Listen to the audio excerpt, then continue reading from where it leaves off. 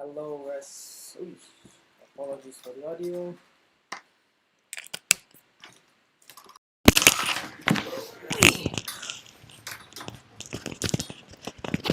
Hui hui. Finally, we have viewers.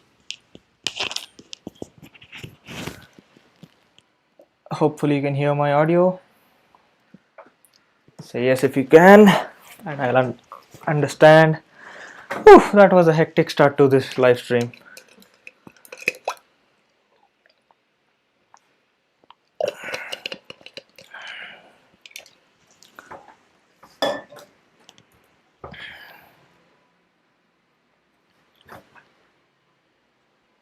Hopefully, everyone has seen the link. And okay, let's check that out for a second. No idea why the stream is lagging a bit.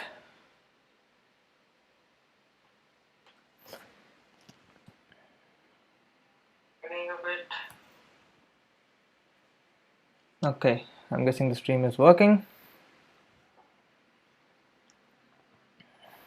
Okay, cool. Chalo. Because we don't have any new members yet, let's just start off with some music that everybody can enjoy.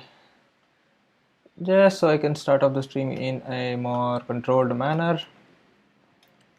Where is that YouTube audio? Hopefully I have some good audio stored over here. I have no idea what audio I have kept. So let's just see what happens in the stream. Okay. Yeah.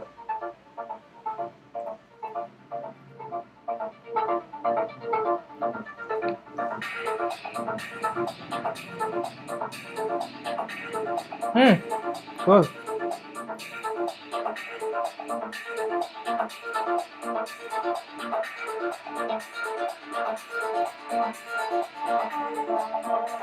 Okay, the keyboard is a bit too far for me for now. So I don't know how the audio is sounding. I forgot to take that off. Hey guys, and welcome back to my live stream. Hopefully this is looking good. My laptop is surviving, no overloads, 30 fps, 70% of CPU load at 3000 kilobits, and yeah, looks good. Everything's working. Okay. So hey everybody, welcome back to my channel. And okay, I think I need to make this box a bit bigger for now because I'm not working on the screen. So this is part 3 of my ultimate setup upgrade guide. So what else do you think it can happen other than all of this stuff behind me? I'm building myself a PC, which is going to be probably quite some fun. So I'm going to start off with a few of the parts that I have bought. So part number 1, a Ryzen 5 5600X, which is a pretty good processor for now, and I don't think I'll need anything more than 6 cores at 7 nanometer. I could have gone for 3800X, but with the performance penalty of around just 5%, I thought I would go for the latest generation in IPC improvements and BAR support also in that. So coupling with that, I have a nice Asus TUF B550M motherboard. So this is a tried and tested motherboard because I got this same motherboard for my brother's build, which was a couple of months back. That was also a Ryzen build, which is fun. And I'll list out all the parts as I keep opening all of these parts up and showing you everything that is going into this PC. Now I have the CPU, I have the motherboard, we can't forget the RAM. So this is the Trident Z RGB 3600 megahertz. I think it is CL16. I have to check. Yes, it is CL16. If you can have a view over here. If you have any questions, just drop a message in the chat and I'll try to talk about all the doubts and what all reasonings that I had to buy these parts for myself. The SSD is a Crucial P1, reliable, cheap, best value for money over there. Now coming to the biggest piece and the costliest piece of this whole build, a Gigabyte RTX 3060 Ti. So hopefully you can have a look at this box, and I have opened the box up already to check if everything is on par and not broken in shipping, but I haven't really opened the packaging of any of these yet, so I have to enjoy that with you guys. Now coming on to two normal spare cables, for one for this old monitor here and a display port cable which will be important later, which I'll come to. A 1TB Seagate Barracuda hard disk, which is there for just for the game drive and my media drive, and a Cooler Master 240L AIO RGB cooler, and one weak ass looking power supply which has a very beaten out down box which has a story of its own, but this is a 650 watt bronze unit, so it will probably last me for this build and probably a GPU upgrade in the future as well, so that is pretty handy. And this big ass tower right behind me, so it's gonna be fun in a way because this is a tower I haven't used before. I have used this AIO, I have used this motherboard, I have seeded a Ryzen processor before, I have used the Crucial, I have power supply, I don't need much experience. Hard disks I have used a lot. RGB RAM, first time here. I have used Ripjaws 5 for my cousin's build, so this is a bit different and a bit more beefy, a bit more costlier in the case of my build. So let's put all of these not at the side, let's have you keep enjoying that visual back there while I am building all the other parts. Okay,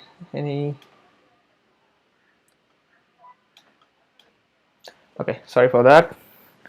Okay, what was the power supply. This is a weird box, dude. It came out in shipping that way, and I really don't want to deal with the mess of resending it back and getting a new one. So the SSD can go there, this can go there, this can stay in some corner which I don't need. For all the new people who are coming into the stream, welcome to my stream. My name is Danish. I'm a techie and I love to talk about tech to a weird level of depth which is kind of not newbie friendly, but yeah, I try to explain as much as I can and engage with the community. So I don't want to delay too much and I want to start building this system, and hopefully you can see me from that angle up there. And yeah, let's get on to building. So part one of building will be the seeding of the Ryzen CPU, which is kind of a scary thing because the pins are on the CPU, and if you bend even a single pin, it just makes your life that much more difficult where you have to rebend the pins. So opening up the box of the motherboard, a Wi-Fi antenna for the Wi-Fi 6 and Bluetooth 5.0 combination, the motherboard in its anti-static bag, so always remember to tuck something metal while you are building with a dedicated discrete hardware like this. So opening this up, what do I get? Okay, I get a SATA cable, the IO shield, I don't know what this is, adhesive tape, oh okay, for an M.2 cover. I might not need a certificate of reliability. Let's see when we boot it up. Specifications for Ryzen processors, don't need that. Motherboard, motherboard manual, I do need the CD. Who uses CDs nowadays? So yeah, let's not have that in my build. And finally the stickers, which I can attach to either the motherboard or the case, and I'll probably use a few of these on my case, but let's see when we go forward with that. The important thing is the motherboard layout that I need for the motherboard and the pinout diagram for the pins, because while I'm testing it on the desk I have to short it out, which is quite scary looking and sounding when you are not a techie, but it's a pretty common thing when you don't have power and reset switches inbuilt on a motherboard, which you get in the premium model. So okay, so step one would be to open up this bad boy and just look at it and enjoy. Now I have two options on how to test it out. One option is to use the air cooler in that, which is included in the motherboard CPU box, or use that AIO over there. So yeah, so the scary part here in installing a CPU is the orientation that you have to look out for, because this goes in only one way and you shouldn't really force it because the pins are very delicate on the Ryzen processor and it has an open socket here. So I'm going to have to go through the manual for this. I have done this before, but always it's better to be safer rather than make a mess out of stuff in a hurried manner. Okay, so hopefully you can see this guide of the CPU diagram that I would require to need, because there is a notch on the motherboard right here and a notch on the CPU processor on this end. Okay, this is scary stuff, so I'm going to open this up slowly. Oh, that's a costly piece of kit here. Okay, so another trick to know when you are checking out a new processor like this is to hold it to above eye level and see if all the rows are in a straight line, like you see while you're on a road trip, the lanes that are there in a farm that go in a straight line all throughout. So you just have to look through this like that, and hopefully all the pens are straight, and somehow all of mine are straight, and I'm pretty lucky with that because all of the subreddits which have this problem have gone through a lot of difficulty to go through this. So number one is to open up the ratchet mechanism. This unhooks the socket and allows you to install this. Okay, notch on the CPU, notch on the motherboard. So there is a notch right here, if you can see this corner, so the bottom left corner, and there is a notch on this processor right here, again on the bottom left corner. So I just have to line those two up and slowly wiggle my way into the socket. Hopefully I don't mess this up, and wiggle, and it's in. Not a lot of pressure to be allowed, just move it about and see if it's moving or if it's socketed, and pull down the ratchet mechanism, and there you have a successful CPU install. Now the cooler is a different scenario, because I know this stock cooler uses these clips, but I do not know if that AIO uses the same clips. So I want you guys to tell me if you want me to install the normal AIO cooler for testing, or put that whole loop on the test bed itself, and also then have to struggle a bit through the build process when I put it in the tower, which might be entertaining to you guys, but it will just add a bit more of a headache to me. So just let me know in the comments right there if you want me to put the cooler of choice. Until then, I am going to see what I can do with the SSD. Okay, which loop? So the question has been asked. So this is the ML240L loop, which my cousin who has asked the same question, it's the same one that you have got. So it's a reliable one that we have both had some experience with when we tried to mount it up top in your chassis and it wouldn't fit, and we had to open up the front and put it in the front later after looking at Gamers Nexus's video to see which orientation is the perfect one. So just let me know in the comment and I'll see what I can do for you guys and accommodate you. Until then, let's move on to the SSD. So this is a PCIe Gen 3 NVMe SSD. So not Gen 4, because Gen 4 is too costly and not worth it for regular use case scenario. So and it's just a tiny thing compared to everything else. So look at the CPU and look at the SSD storage space. So this is a 500 gig NVMe SSD and it's quite easy to install. There is a notch right here in this stick and there is the same notch there on the motherboard as well. So all you have to do is insert and pull down. So first thing I need to do is look out for the screws, if they have included that in the motherboard box, because I need to install the SSD on it. So I'm keeping it on that cardboard box while I open this up and see if there are any there. Yes, there are. So they have included two sets of screws here for me to install on the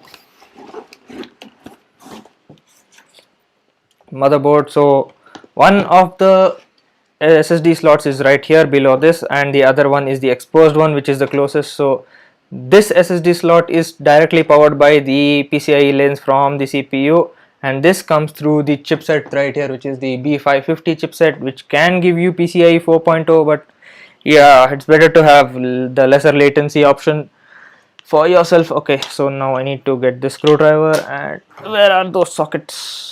So I need to install this. Okay, I need a scissor.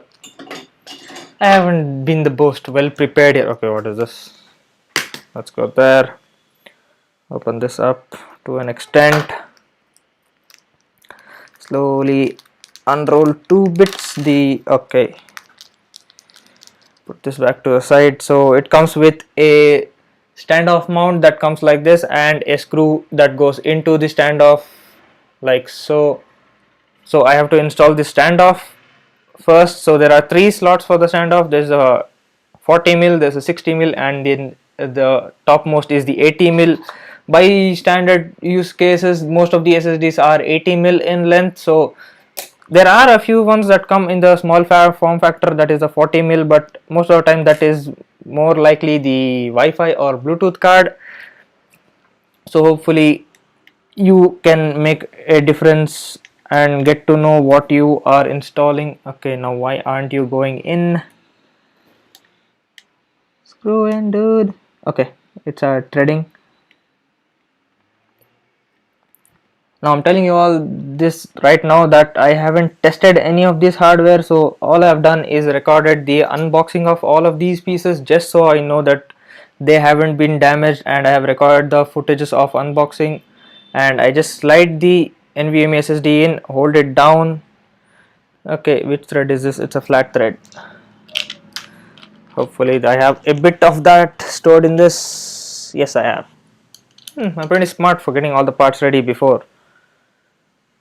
Magnetic, hopefully it doesn't drop off, and slowly screwing it. Hey, it fell away. Come back. Come on, dude. Okay, I have to pull this out again. Lift out the screw, put this back in.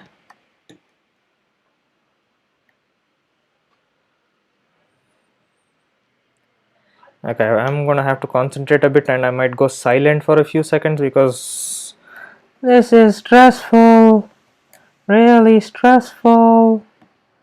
Go in, go in. Yes, thread, thread, thread. Yes, good boy.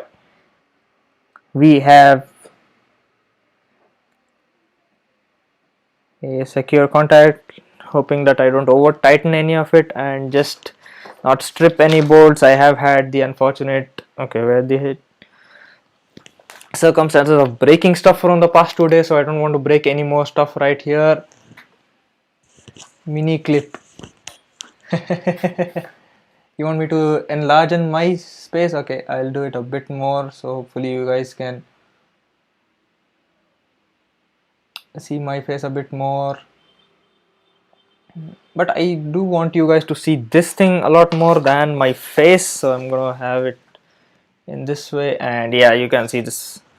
So I'm done with the NVMe. So the whole loop.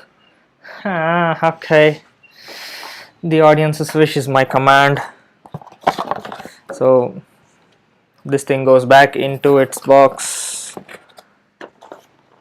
It is a good cooler for beginning, but yeah, as long as I'm going to put it in the whole thing, I'm going to have to. Okay, there is a Ryzen sticker in this box. Let me know if I have to stick this to the chassis or to my face or wherever, and I'll see what I can accommodate for you guys. Don't say my face, please. Just tell me where I should put it up on the chassis of the Cooler Master case right behind me. And now the interesting part is the RAM. Okay, I need to clear out all of this and close it down, put it back in. So this box is done. I'm not going to need this box for a while now, unless I'm going to upgrade to 2 NVMe SSDs and have to dispose of this or use this as an external storage drive or something. So that goes there. Anti-static bag is over there, touching something metal regularly so I don't get a static shock. Okay, so the RGB Trident Z RAM. I'm going to have all of these linked in the description after the end of the stream if you want to go buy any of these parts, or if you want to see how much it cost me, because I'm not going to talk about cost in this live stream. And yeah, I'll just look at these modules, dude. Just look at them. Ooh, so beautiful, aren't they? So the RAM is a pretty easy install media because there is a notch a bit more than halfway through, so it goes only one way into the socket. So there are 4 RAM sticks, so you always have to populate the alternate ones starting from the farthest from the CPU. So there are types of motherboards that have both of these retention clips that open, but this one has just one side that opens, and you have to keep doing this until you get a satisfying click from the motherboard. Click 1, click 2, so it is locked on both sides. And second stick of RAM, so this is an 8x2 kit, so 8 into 2, which gives me 16 gigs of RAM. I can upgrade with the same kit again in the future with another 16 gigs and maxing out this system with 32 before I have to swap out the RAM modules to go for a higher capacity single module unit. One click, click number 2. Okay, that was pretty normal. And okay, why do I have this out? I don't need this right now. Okay, there is a G.Skill sticker as well, which I have to affix to the motherboard later, which also I would. Hello.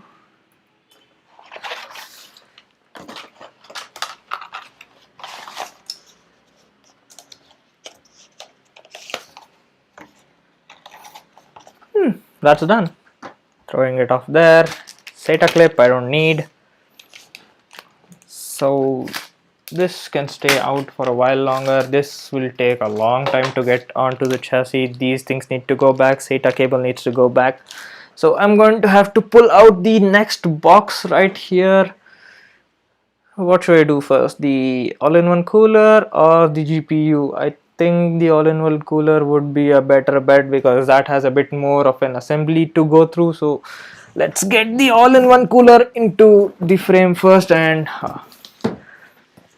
get that done as fast as possible, because GPU is the one that is waiting for by everybody. So I'm going to push this to the side for a second. Scissors can go back. Okay, so this thing was pretty confusing the last time I built it, so hopefully it does not take me the same amount of time this time as well. So opening up the box, we have 2 RGB fans from Cooler Master, a user guide, which is really important because I was lost the last time I tried to build without a user manual, the warranty guide, a bag of silica gel, a whole load of connectors, and a big bag of goodies with a stick of, what is this called, thermal interface for the CPU. And the cooler itself is a 240 millimeter, so this can accommodate 2 120 millimeters fan from the either side of the radiator. So I am going to go for a bottom up. Okay, was that okay, cool. So this box can go down for a few minutes. I don't need that right now. And opening this up, just look at this. Ooh, you can probably look at me through this because I can look at the camera through the fin stack. So this is just basically like a radiator in your car. It takes out the heat from the hottest part of the engine and cools it using a fan and a whole load of surface area. And the pump has a cold plate and 2 connectors. One is a PWM power connector and one is the RGB connector, I think, for this logo that glows on this thing right here. So that's going to be an interesting thing. And it looks like it has been updated because the logo is slightly different than the one that I got for my cousin. Let's just see how it lights up when it power it on. Stay, okay. Warranty information I don't require right now unless it doesn't work. That's a bag there. My room is going to be a mess by the end of this stream, which is going to be fun to clean up. So 2 fans, as I'm thinking of going and attaching it to the top of the radiator. So this will probably mount up at the top like that, and this would go like this. I guess that's nice and proper, and the tubes are nice and straight. So if I'm going like this, the fans have to go on this. So apologies. So you also want to know which direction the fan allows the air to flow. So you know these sticks at the back, that's the direction the air flows out. So this has to go on it like that, and I would probably want to have the connectors at the back. So I would have to attach it like this. I would love to have had another pair of hands to help me do this, but yeah. So it goes like that. I'm gonna have to mount these in this orientation. The radiator can go there, and okay, now the baggie of goodies. What is this? 2:1 splitter for the fan header. A lot of screws. So these are actually the ones that I need to use to connect the fans to the AIO. Retention brackets, yes, these are the ones I need to use to retention and attach this cooler to the CPU. This is an Intel one, right? Yeah. 3-way splitter for RGB connection. Molex? Who needs Molex anymore? Oh, this is for the manual connection used for this thing. Okay, this is a manual switch that you can attach inline, where you can control this through a hardware button instead of a software control. 4 tiny screws for the cold plate attachment, 8 screws for the radiator attachment to the chassis. Standoffs. Oh, this is for the Intel standoff brackets. 2 more Intel brackets. A lot more standoffs.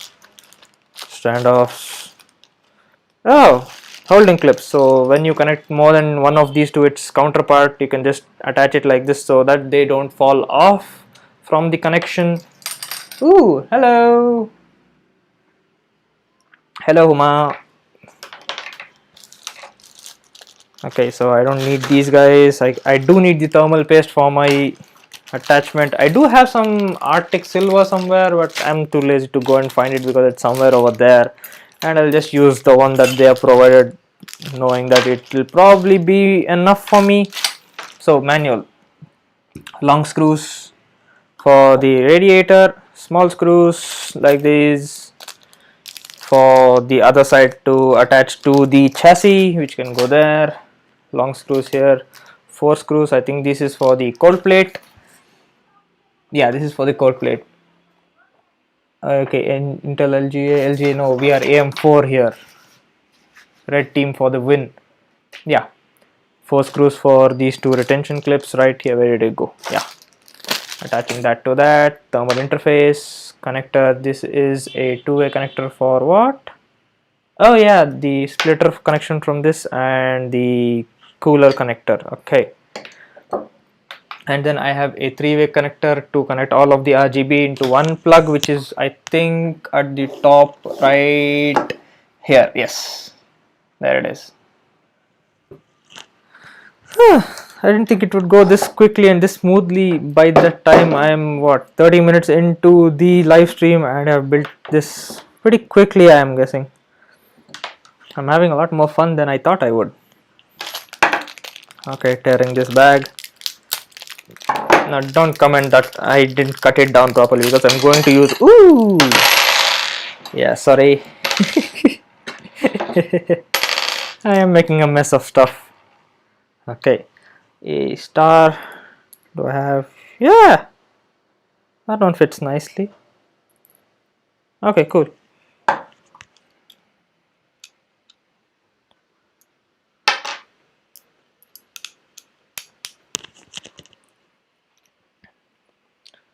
Okay, so let's threading it. Hey, hopefully I don't scratch the material of the radiator, and this is the part where sometimes there is a bit of a clearance issue that happens, where the fans are a bit larger than the spacing that they provide, so there will be a bit of tight contact between these two fans. And sometimes if you over tighten these fans, it will go into a situation where the blades are rubbing somewhere or the other, but I think it won't happen to me because the blades are up top and not the bottom. And this thing looks so big in person, but when it's in the chassis it looks so tiny, like a dwarf. Okay, what was this?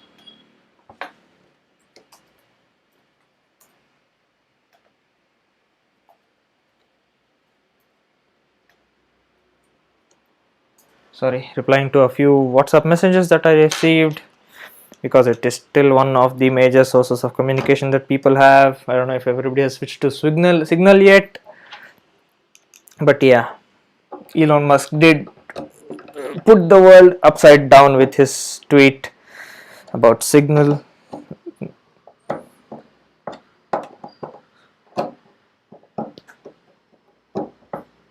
What do you guys think of the whole debacle? You already transitioned to Signal, or do you use both apps?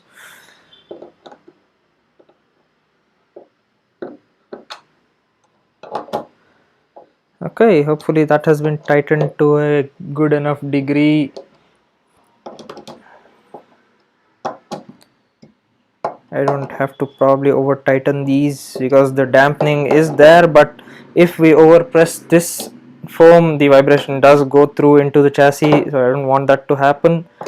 Okay, so screwing is at the side. Okay, now how do I install this on that? We need to go there. Okay, now talking about the cold plate, and these cables can go to the side. So where is this? Yes, the retention bracket. So I have to look carefully and see which direction this retention bracket needs to go on, because there is only two directions that it can go through.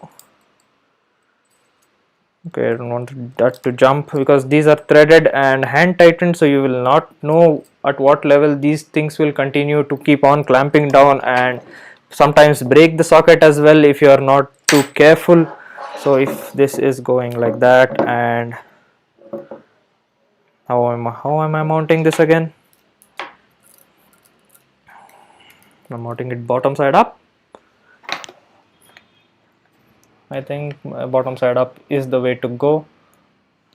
So if I'm going like this, I'll have to mount these guys this way. So I think I have to go like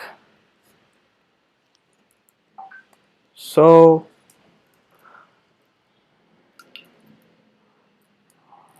Yeah, a bit more stress on the tubes, or I can go the other way as well. Nah, I've already routed. Okay, I can pull those down like that. Oh, okay. So this is the top down, those go at the back. Yes, so I'm going to mount it like so at the bottom, and have these screwed down by these 4 screws. If you have any questions, just comment down below and I'll try to help you out in anything that I can.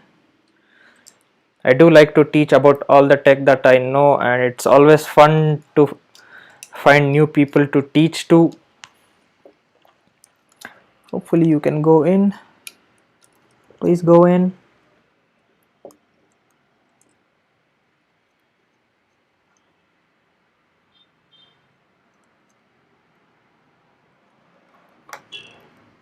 Okay.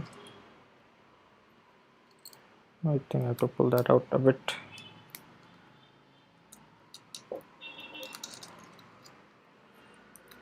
the tape is coming in the way of the AIO mounting. Where's the screwdriver? Oy. Why do I have to do this acrobatics? Did that thread in? No, it didn't. Okay, so what is wrong with this cold plate? Do I have to reattach a new cold plate for this? No, it can directly screw in. Okay, attempt number 2.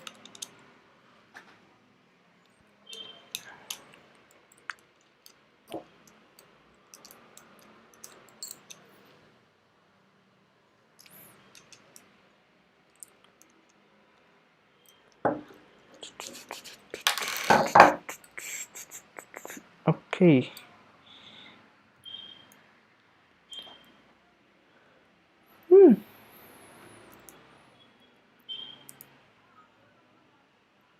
Okay, attempt number 2. Can you please go down now? Please.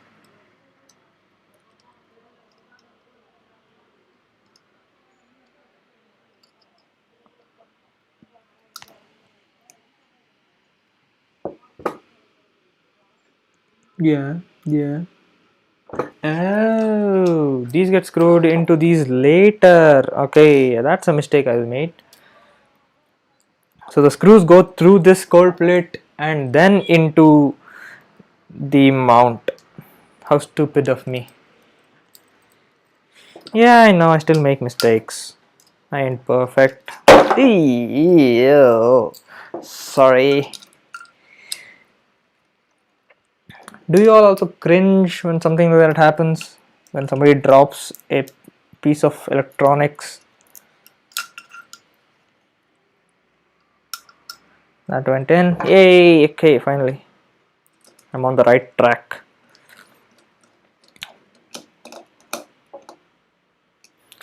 Action 1. Okay. So there is this label on this AIO cooler that you will have to remind me to remove, because I have seen many people build with this and then complain that their system is overheating.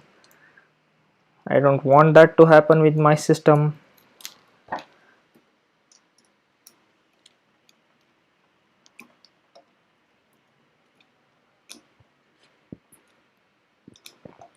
Okay, that is connected. The other one needs to go in as well.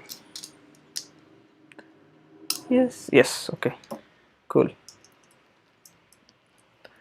Hello.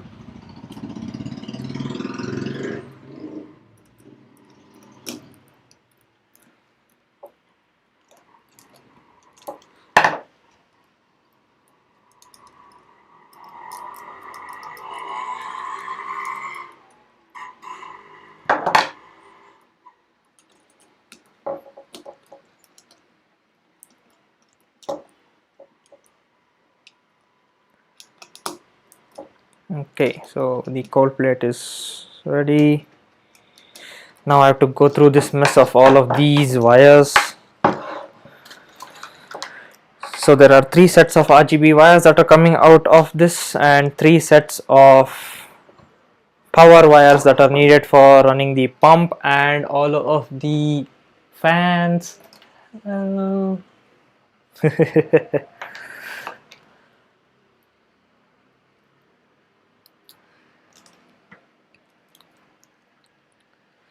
So this is a 3:1 splitter that can be used to aggregate all of these sources of RGB into one, and I have to wire 2 of the fans together into one splitter and have the main pump go into the motherboard header, which is right here, CPU fan and CPU optional. So CPU fan gets the pump connector and the CPU optional gets the 2 fans that are coming out of the radiator that help in cooling. So connection, it's just like a Lego. There are already allotted slots for it to be plugged into. Connect one there, this is the other one, yes, connect the other one there, and that is one piece of wire that has been taken care of. These are two more. I think I'll do the RGB when I put it in the case, because I don't think I need to check out if the RGB is working right now. And all of these clips can go there. Thermal interface, I do have to put that. You can go there. That's some garbage. Manual, I still need that. And yeah, I will look at you a bit later, but I think I have to have this sorted here so I can connect this. And before, okay, I need those later. And before I try to connect that, let's do the unboxing of the GPU. This is a heavy boy, you know. I don't think the motherboard is long enough for this GPU, and I was pretty surprised when I opened up to see the scale of this thing, and you won't believe how big this thing is. Okay, I'm going to push these guys back out a bit over there while I show you the scale of this monster. Oh, quick start guide, packing foam to keep it. Oh, look at this guy, so huge.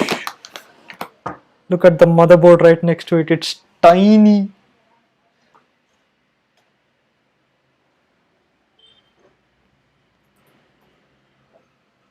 Okay, I haven't opened this yet, so I have to unpack the seal of the GPU to even look at it. I have only seen it through the anti-static bag all the way up till now, and I can't wait because it's going to be a lot of fun, and it's going to be a big ass thing. Ooh. Oh, look at this beautiful thing. It's even longer than the motherboard that I'm using in this build. Oh, the pièce de résistance.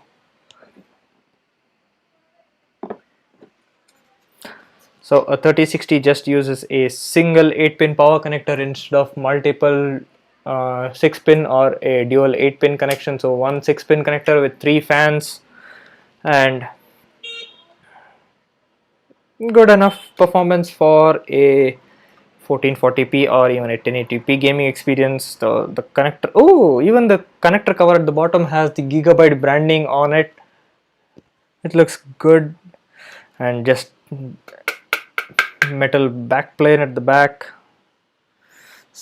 Pass-through slot here for the third fan, which is a trend that is there ongoing with the 30 series GPUs from Nvidia this year, and I'm going to have some fun in testing it out and using it here. So I think I would be more happy if I've installed the radiator, because once this goes in there, it's a huge thing and probably might make it difficult for me to work on any other part.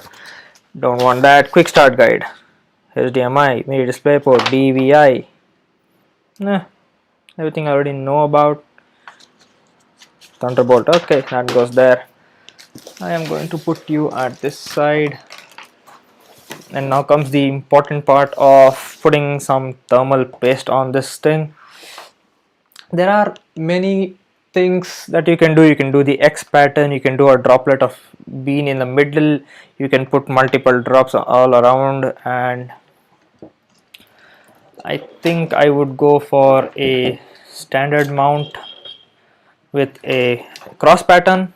So wait, let me visualize again. This is going to be like that, like this, yeah, like this. So this is going to go, okay, this is going to go like that here with the radiator down there. I don't want the radiator to be below, so I'm just going to grab this Gigabyte box, which is very flimsy right now. Which box? Okay, yeah, I can just use the coolers box, right? Yeah, I'm an old man, I'm making a lot of groaning noises.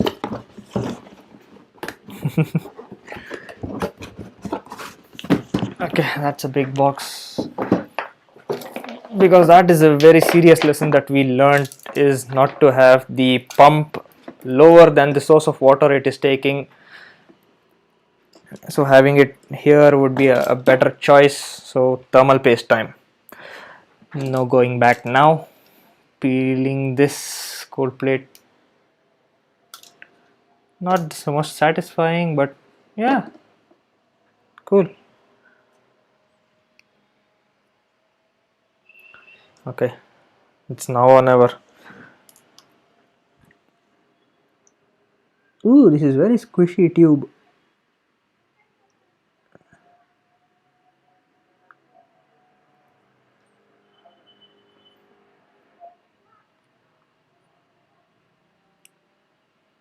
Yeah, I know I'm putting up too much thermal paste on the CPU, but what will do? Sue me? Please don't sue me. Okay, hopefully you can see this. Hopefully, okay. First, I need to prepare these screw nuts to be able to hold.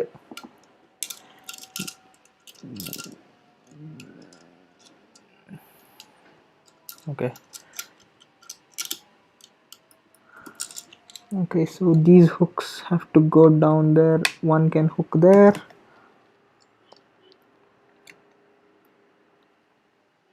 One can hook there. I think that's a way to secure it. Okay, hey, come on, hook, hook, and bite. Okay, that's biting. You please bite. Don't give me trouble. Ooh, yes, it bit. Finally, a good successful mount, and I don't have to remove it again to see if it has mounted itself. Okay, you come here.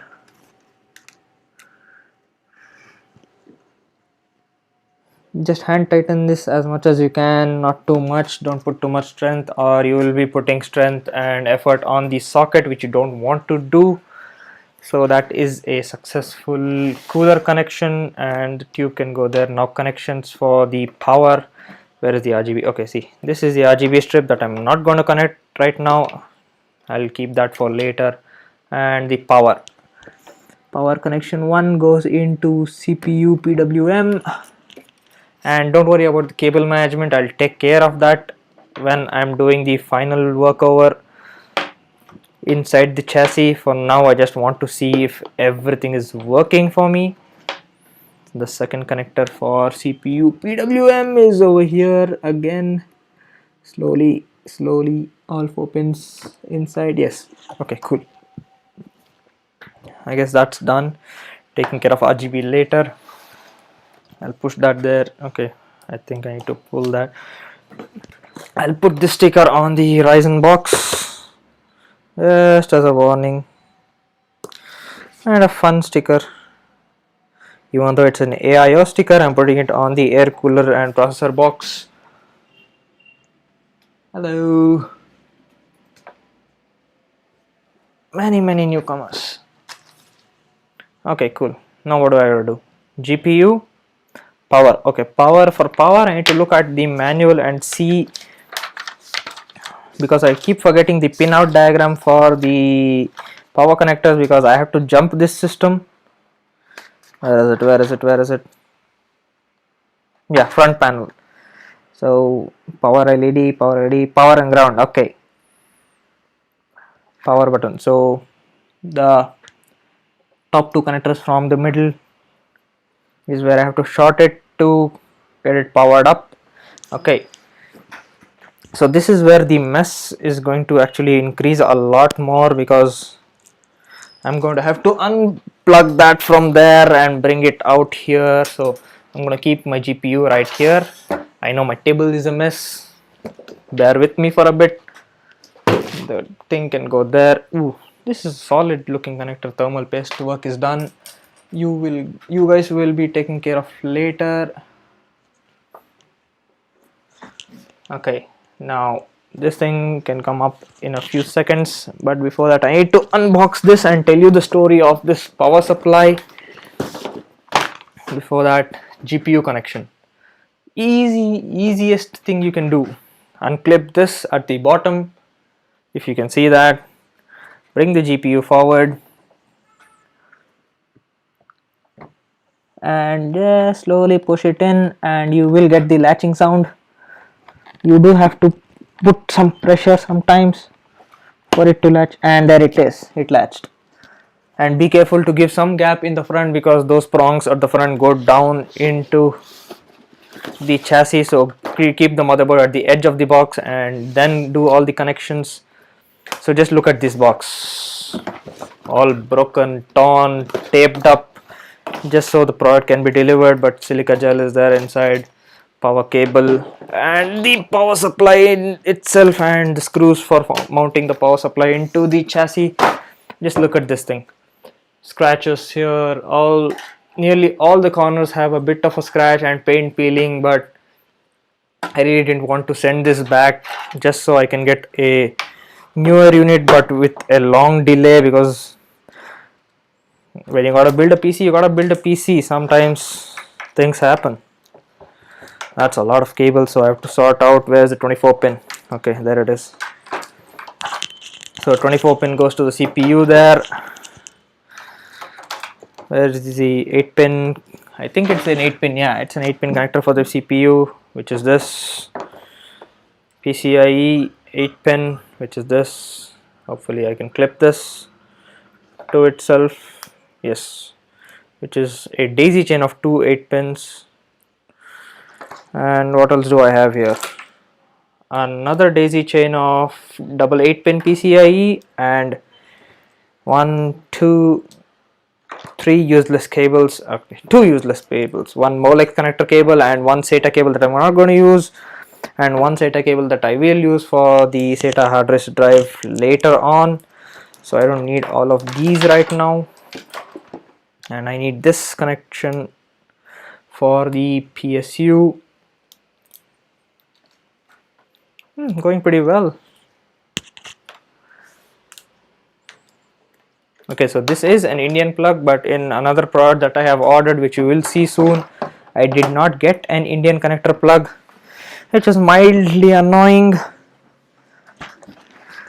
Okay, where is my extension box? I need it over here.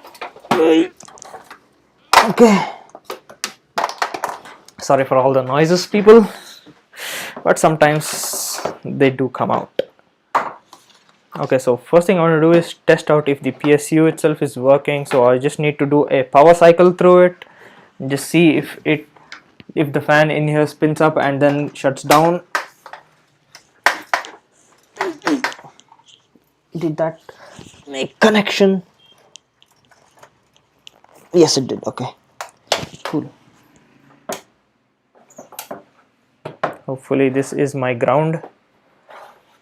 Okay, the monitor. I keep forgetting about the work that I have to do to get this out. The base stand needs to go in. I did dismantle this for this setup over here, but I'm going to have to reassemble it for this test. Come out, come out. There it is. Hopefully you guys can see it, and a keyboard for me to test it out and see if everything works, and just show you guys as well. It is progressing pretty nicely.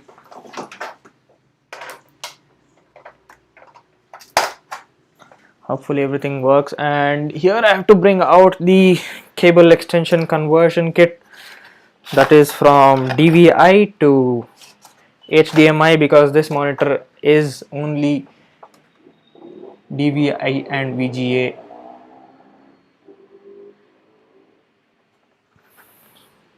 Outputs. So that must at least tell you the age of the system that is right here.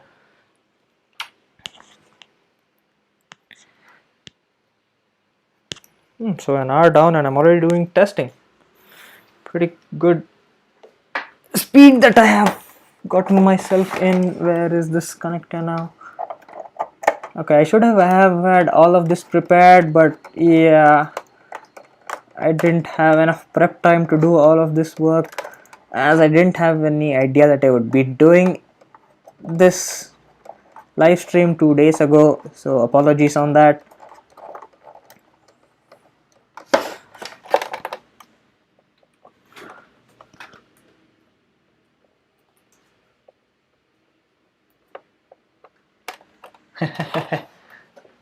I'm texting using WhatsApp web. Hopefully that answers a few questions that someone asked me about in WhatsApp. So I think I have to rotate this whole thing. But yeah, you might want to look at the fans, right? Okay. Are the fans visible on stream? Hopefully they are.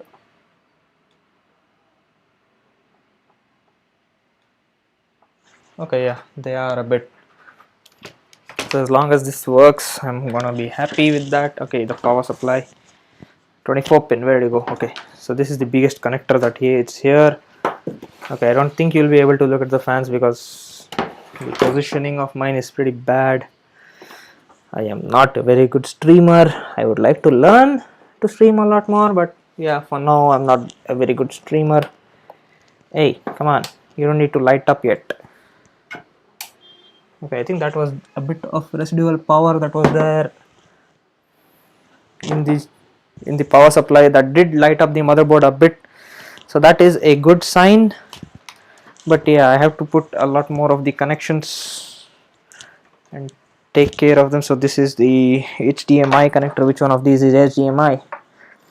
So GPUs most of the time just come with 1 or 2 HDMI ports, and all of the rest will be DisplayPort, because DisplayPort is a bit of better standard right now.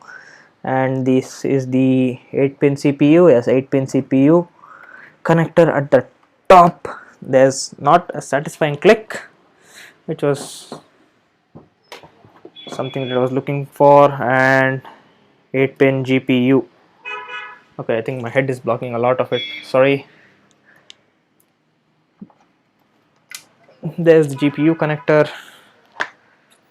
Let's connect this monitor up to this HDMI port on the GPU, and the keyboard to the motherboard. And hopefully, okay, where's my jumping cable?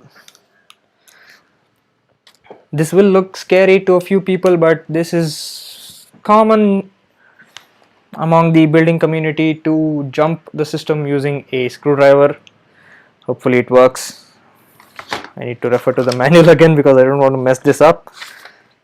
Where is it? Yeah, front panel, power and power. So these two connectors. Okay, LED reset. Okay, fingers crossed everybody. I'm firing this thing up. Power supply on, display on, RGB is on, and jumping the system in 3, 2, 1. Ooh, everything is spinning. Power supply is spinning, the GPU fans are spinning, the AIO fans are spinning, the RGB is lighting up. Hopefully this gives me an input. Come on, Ryzen.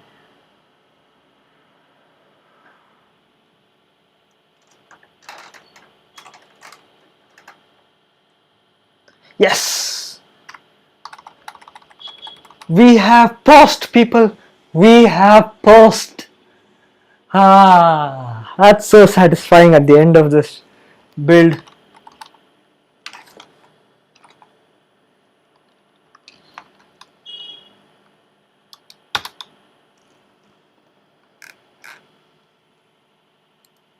Okay, the GPU is in silent mode, so I think that I need to change a USB slot. Hopefully this thing lights up.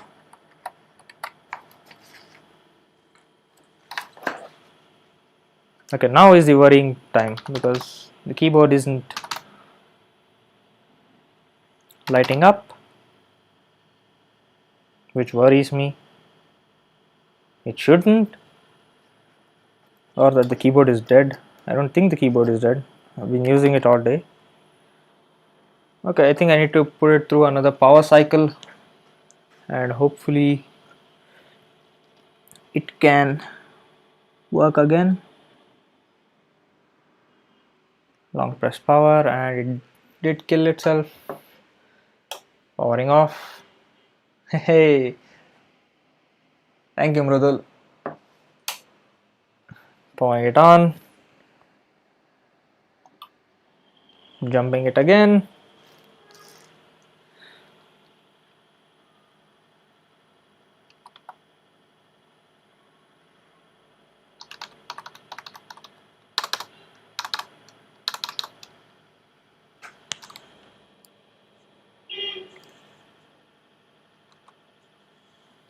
Is the keyboard broken? I don't think so. The keyboard should be working.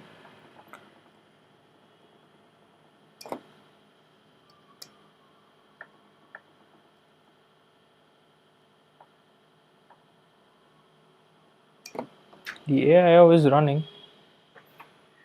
It is putting out. The CPU is in good contact. I don't need to tighten these any more than I have to. The power supply is running. The GPU is running. Yeah, the GPU is running. Okay, let me check out another USB port. No idea why it's not accepting keyboard input.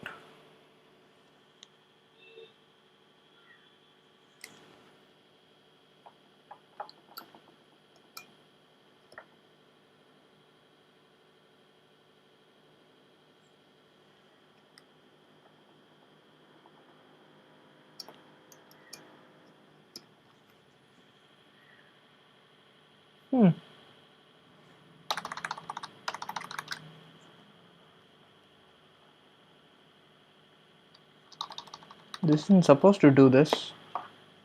So I'll do one thing and I'll try to reseed everything.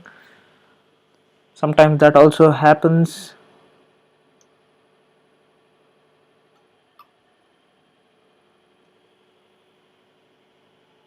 I'm shutting you down, dude.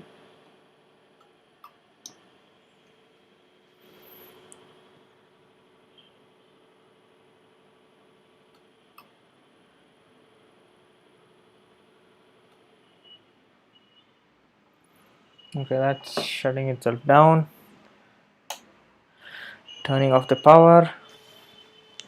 And also I'll have to turn off the main power as well. And hopefully nothing needs to do anything major. So common things that you need to do is reseat the RAM. So this is just removing the RAM from the socket and putting it back in. Sometimes a different RAM slot also helps, so I'll just try to do it with a single stick of RAM in the primary slot. Hopefully that would be enough to make the system go and show me the BIOS menu. Once I'm in the BIOS menu, I know I'm golden. I don't have to worry about a lot.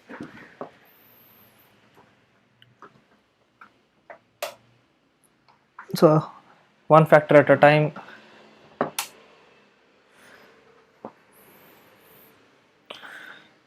Bring the keyboard in and jump.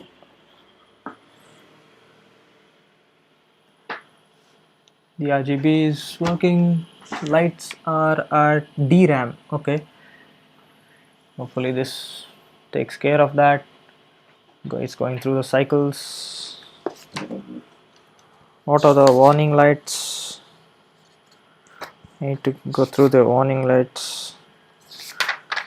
I forgot to check the manual for the warning light symbols. It's still saying DRAM.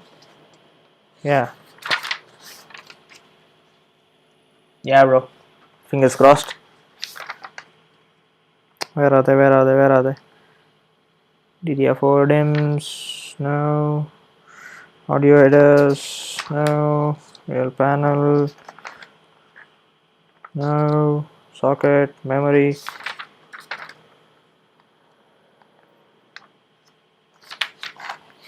It is still stuck on DRAM. Where is that? Where is that? Troubleshooting.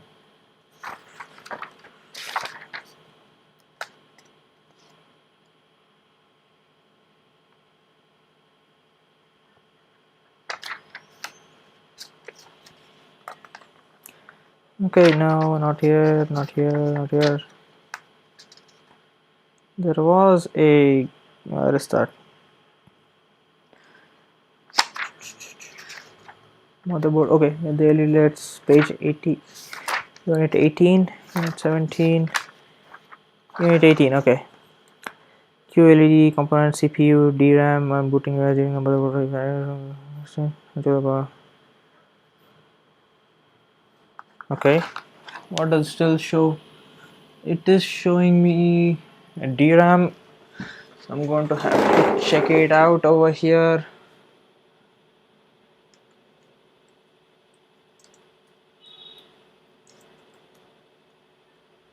DRAM light, okay.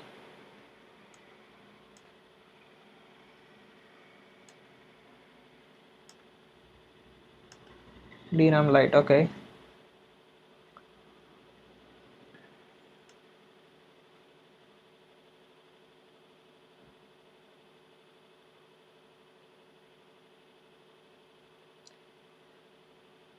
Memory fault, okay. I have seen it again. I have to try to put it in another slot for the memory config. 82, okay. I'll put it into A2 then. This is a best troubleshooting system.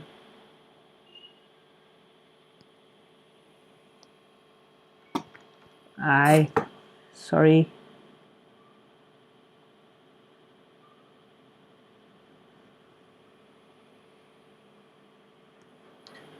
These two connectors am I doing? Yeah, these two connectors will be.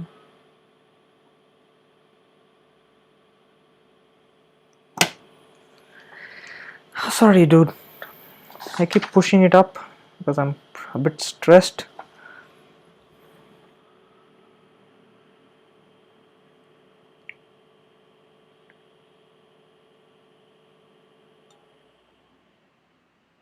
Power off. Power off. Okay. So remove this module. Put it into A2. Which one is A2 now? B2, B1, A2, A1. Okay. Pull it out. Pull it out. Put it in this slot. That's a good solid click on both sides. It has been latched. Okay. Another try.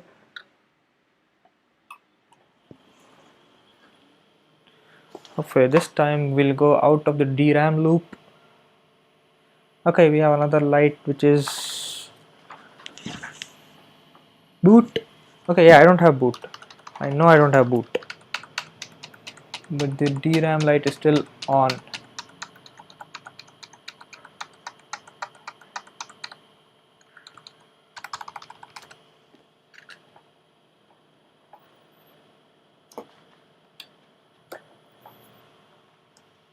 Should I also reseed the CPU again? Because that also could be something that is not giving enough lanes or not recognizing the memory lanes.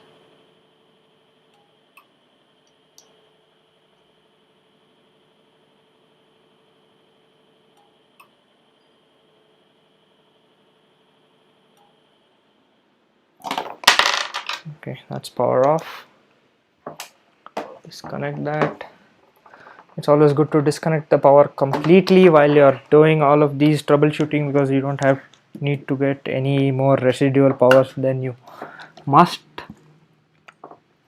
Okay, I'm going to disconnect the 8-pin power connector because it will be a lot more easier for me to reach the CPU socket while I open this all-in-one cooler up. This also allows me to see if my mount is good, and if that was one of the issues that I was getting. Lift it up nicely and we'll look at that. It's a good, not a complete coverage, but a good enough coverage that I can develop upon and spread it a bit more. So lifting that out, lifting up the arm,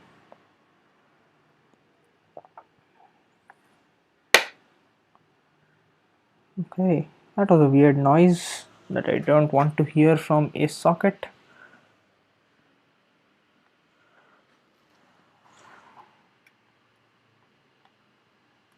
Yeah, okay. So no pins are bent, nothing is out of the ordinary here. Looks good. Reseating the processor again.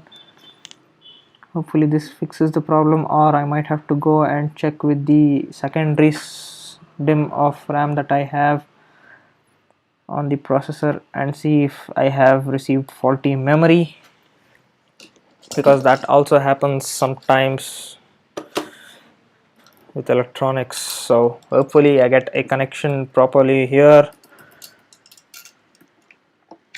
That one went in there, this one went in there, and I think I can provide a bit more of a pressure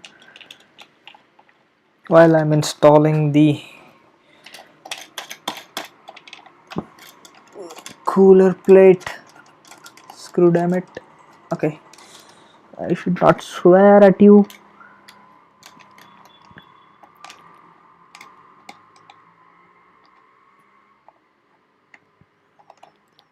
Come on, come on, come on. Start working, dude. So this is the annoying part of building a PC, because you have to do all the troubleshooting yourself and not just sit and wait for a customer care rep to take care of it for you. And I'm not going to over tighten this again because I don't want to do that. Where is the 8-pin CPU? Right here. I'll see if this helped. So I don't know if I have a dead CPU or a dead motherboard or a dead power supply or RAM is faulty, but I am getting a display out, so the GPU works. The motherboard logo was already out, so the motherboard also works. Flipping it on and turning it on. Hopefully it works again. I think the top down window needs to be a bit bigger. I do have post, but I still have the boot slash RAM issue. Do you think, no, I don't think a mouse will work here.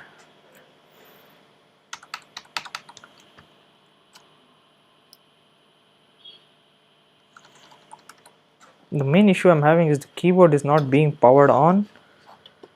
So I'm trying to connect to all sorts of ports to just see if any of this allows me to power the keyboard on. Because if I get into the BIOS menu, I'll know a lot more about what is happening here, and hopefully I get everything fixed up. Because it is still stuck on DRAM and the boot icon.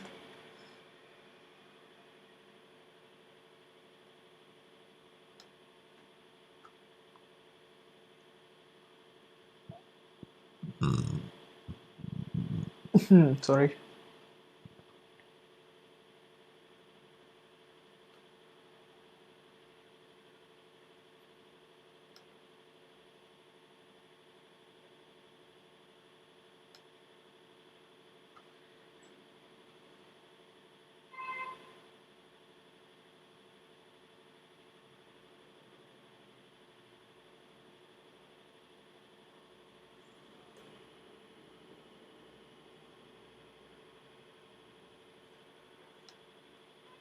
Okay.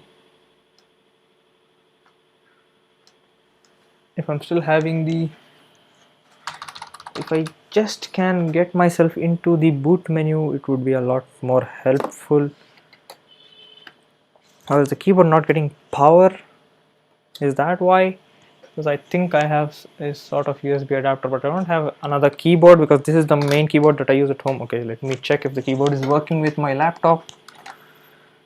Yeah, the keyboard is working with my laptop. And why is it not working here with this system?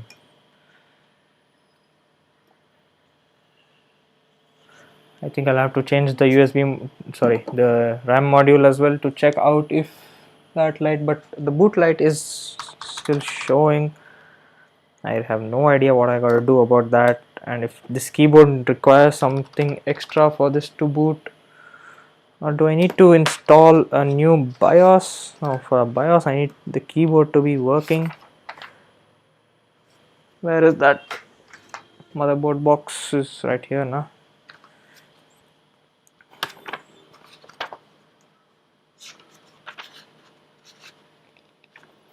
Is it because I don't have a new BIOS updated? Because I have no clue right now.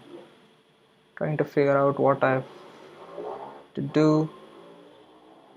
Boot LED. Yeah, boot LED is already known that I don't have a boot drive with.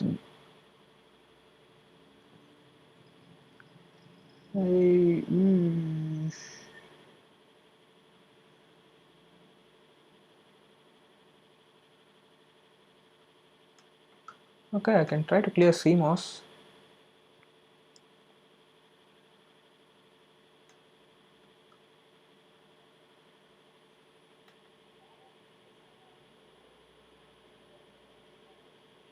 Can I clear CMOS? Do I have CMOS connector on here?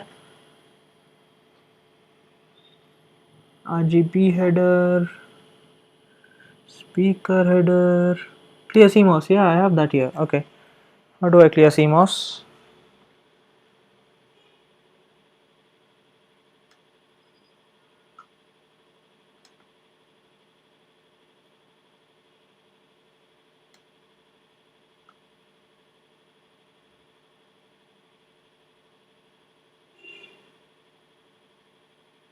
Okay.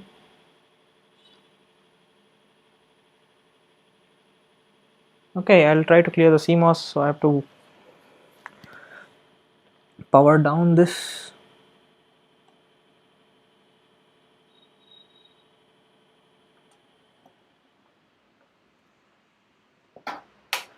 Disconnect that. Hopefully now I can just clear the CMOS battery and see if that can take care of everything else for me.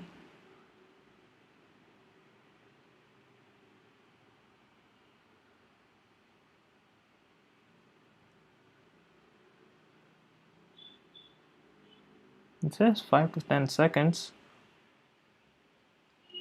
I don't know how much longer do I need to hold this. Or I can do the other thing and just unplug the CMOS battery and put it back in. I think I'll do that as well along with this clear CMOS thing. Where is the CMOS battery? Yeah, right here. Okay, cool.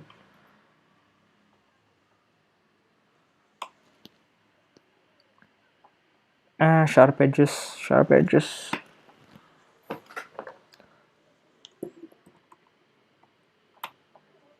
Okay, the battery is out.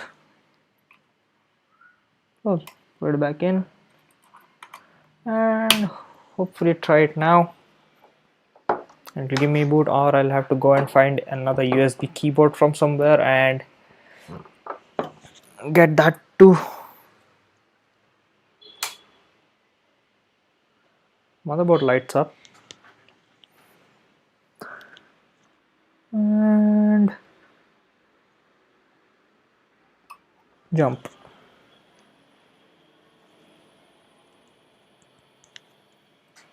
I have to go through all of these hurdles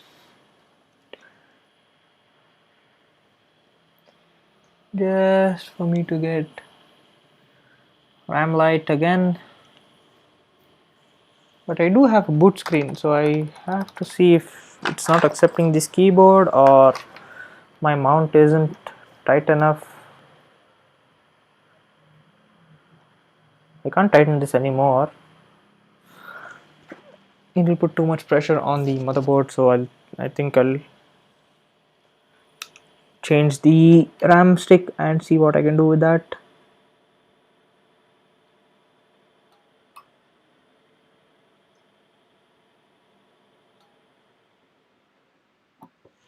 Power off.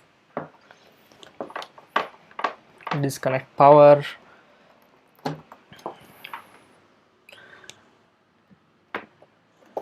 Get out the RAM.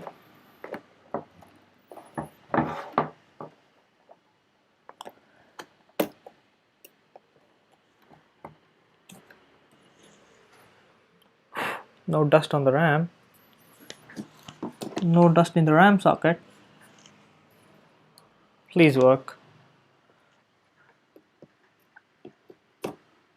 Or I might have to go out and grab a keyboard.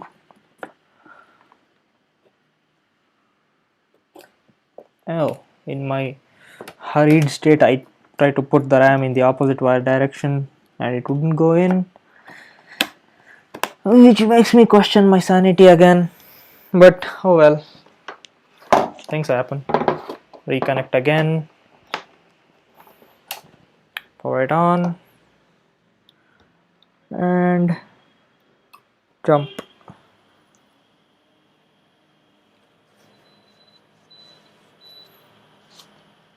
It does have the RAM light and the power light on. Boot drive and RAM. I am getting the same. Oh, I haven't connected the USB keyboard.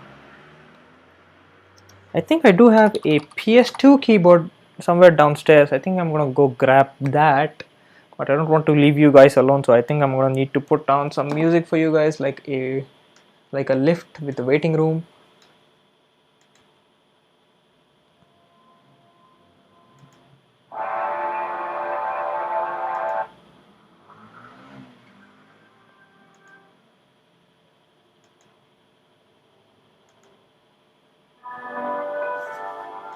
No.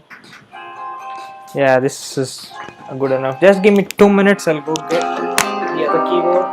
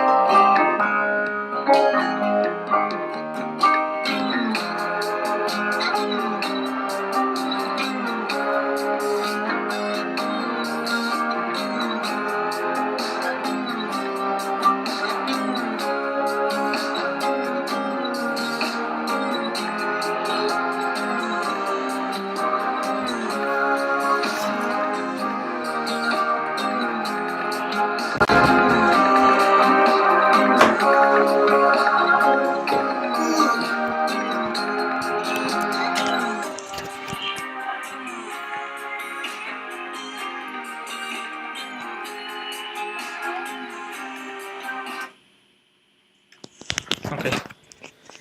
Apologies for running out on you guys and holding off the stream for a few minutes, but I should have been prepared for all of this.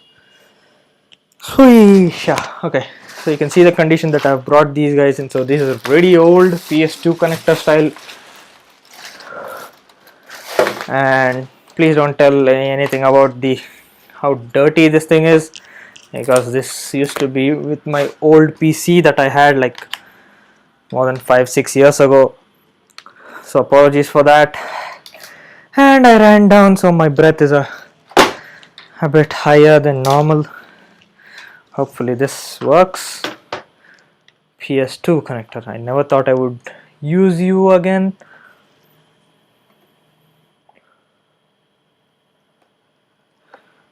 Connect. Okay, that did connect. So I do not have anything working on this as well. No inputs.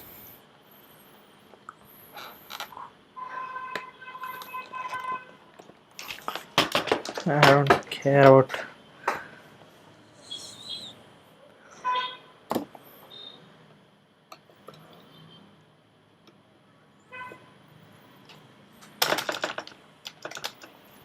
F2, delete.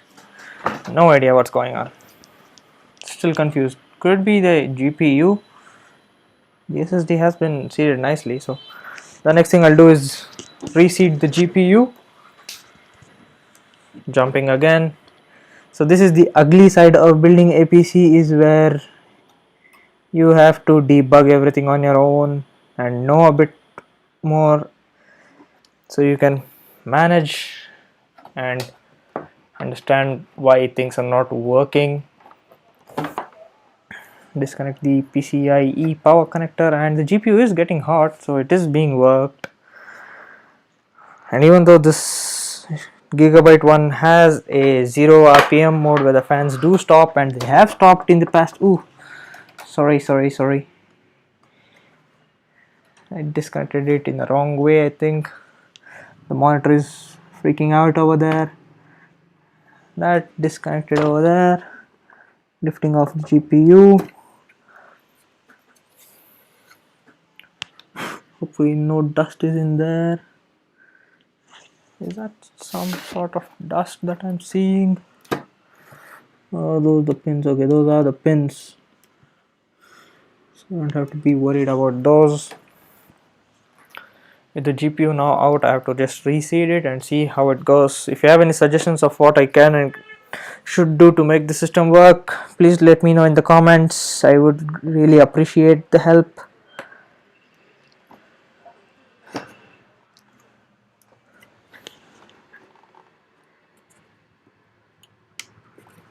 Okay, that went in.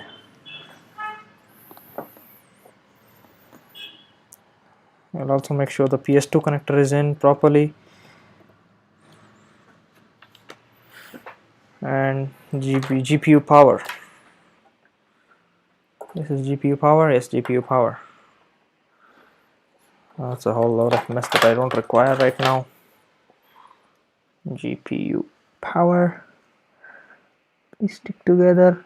I don't want you guys to get disconnected in the middle of a system workload. PCIe went in PCIe. This is CPU, right? CPU went in CPU. Motherboard connector went there. The fan connector, pump connector, RAM is seeded.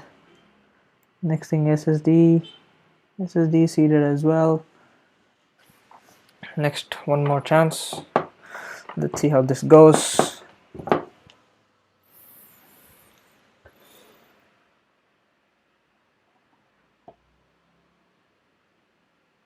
Oh yeah, I forgot to do the connection to the display, and also GPU is sagging a bit. It will be taken care of when it's in the chassis. Ooh, the keyboard lit up. The 3 lights came up. Hopefully something I did help. Hopefully it works.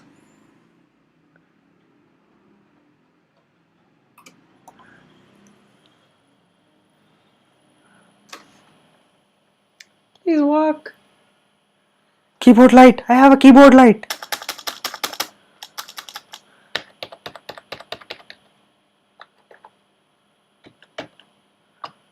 I have a keyboard light, but no input being recorded.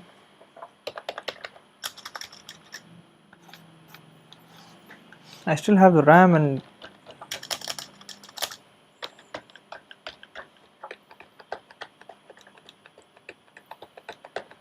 I have a light on the keyboard, but it's not working. Delete is not working, F2 is not working. I got excited for nothing. Should not have so much excitement. Okay, I'll see if this keyboard lights up. Now that keyboard doesn't light up at all. What am I thinking? Having 2 keyboards connected to the same system to light up together.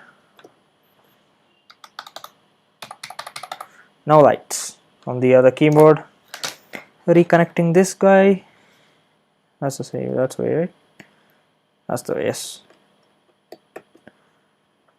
Yeah, it is lighting up. It gave me 3 lights. So I don't know what is going on here. Let me do a bit more searching.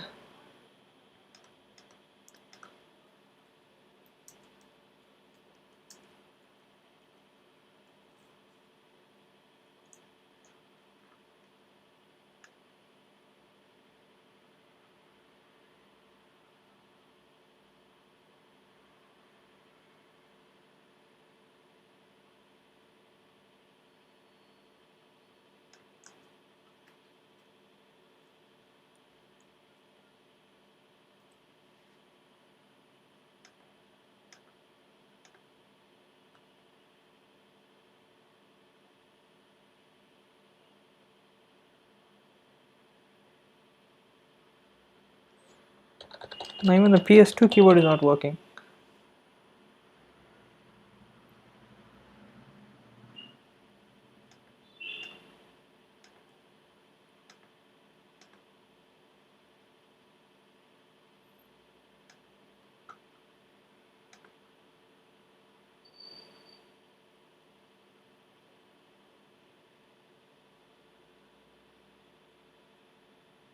What the hell? There's a QA list for keyboards as well? What? I have never heard such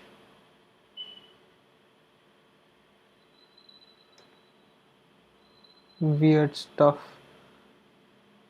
Okay, where is Asus B550M? Need to go to Asus website right now. Sorry guys, it's getting a bit more mundane right now. Motherboards, AMD platform. This is the, come on, light up. Tough Gaming B550M plus Wi-Fi, yes. Support.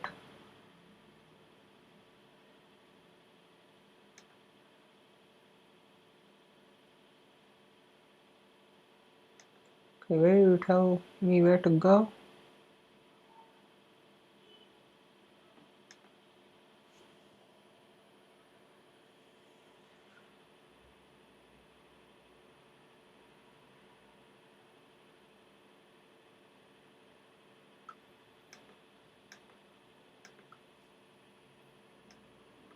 Okay.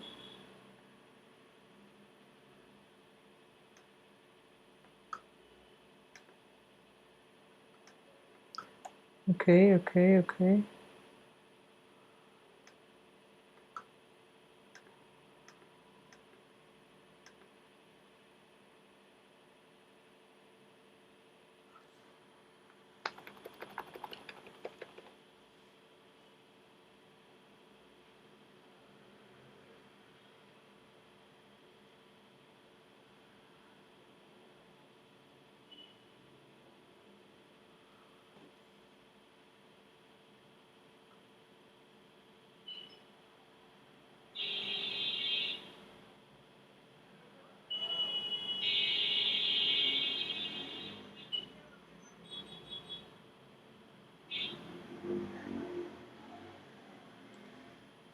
Okay, that isn't helping.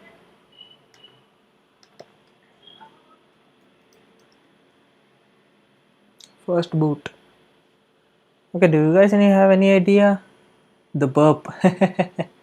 Yeah, I had lunch a while ago, so the burp came out. And don't concentrate on the burp. Tell me how to help this system boot up. Okay.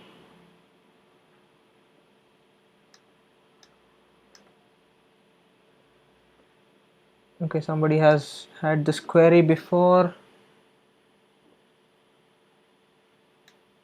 Okay.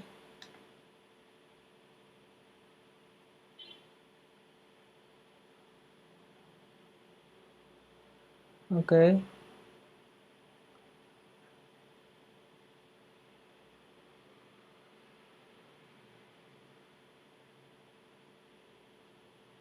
Okay, that isn't working for me.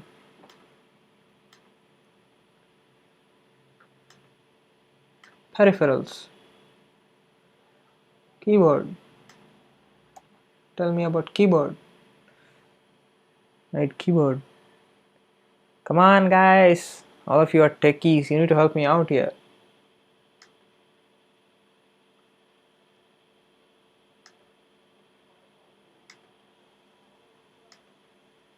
All of keyboard. Show me keyboards. Peripherals.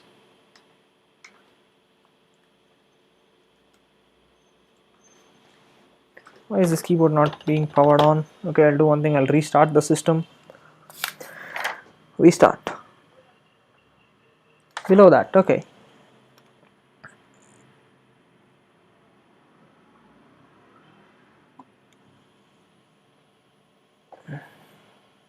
wait, that gives me, it gave me a power light on the keyboard again, but delete is not working, F2 is not working. Does this BIOS support my CPU already? Wait, let me check. CPU support 5600. Where is it? 5600X, yeah. It should work because it's showing it over here. Do I need to update this BIOS even before I get to check it out? Okay, December 8th.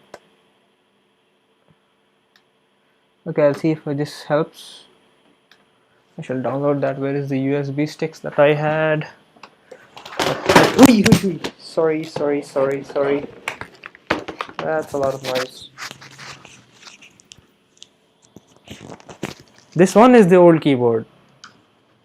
The Logitech one, that is a PS2 connector one. I can't go older than that because I don't have anything older than this. And this is a grimy, sticky, dirty keyboard, if you can see from this angle. Has that downloaded itself? Okay.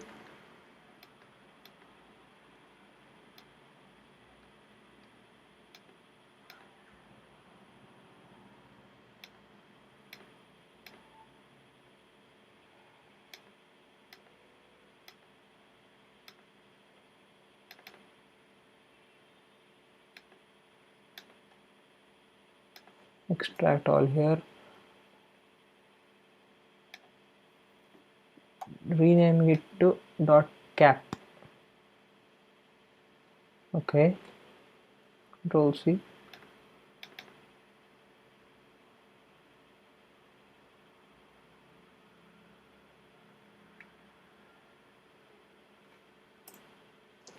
Okay. So connecting, where is the USB slot? Okay. So no, it isn't damaged because I did try connecting it to my laptop and that worked. So that's not how it should work. Okay, so this is the top drive. Shift 08.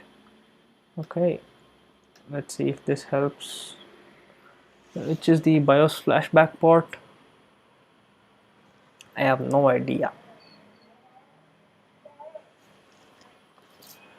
Okay, where is that? Menu.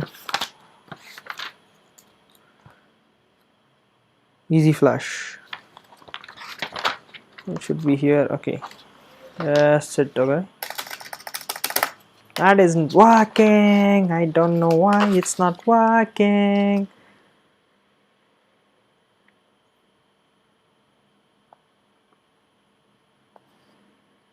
Okay, I don't know what else I can do.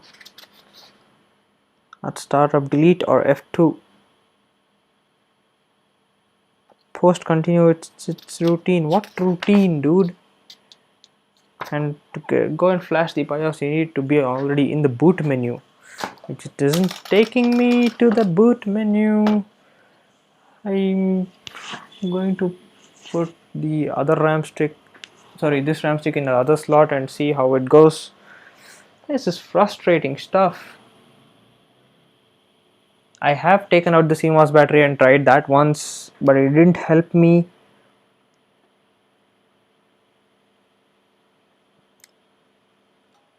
Let's see, I'll do it once again.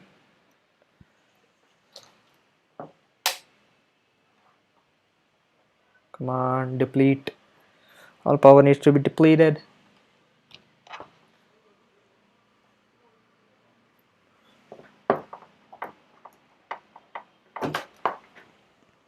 It ain't the power supply because everything is lighting up.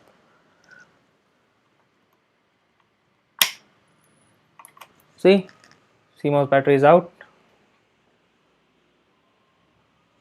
Putting inside. I have hit delete. I have hit F2 in both the keyboards, I have no idea what is going on, and this backplate is hot because there's no airflow going through that. Things are getting hot here. Okay, just the CMOS battery thing has been taken care of. Okay, I'll just power it on. See, 3 lights on the keyboard do light up.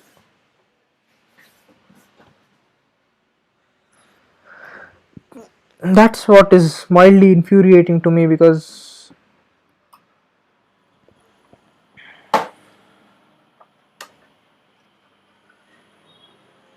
okay, I'll just hit delete this time. Nothing.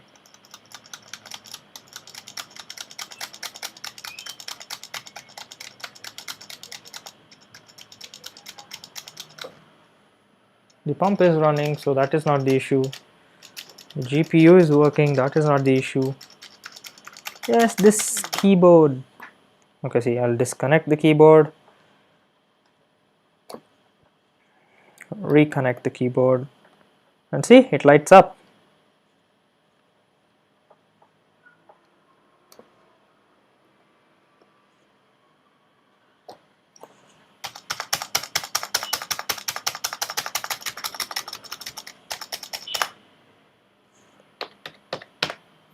Neither delete nor F2 works. I think I need to change. I'll try to reseat the boot drive as well and see what that does.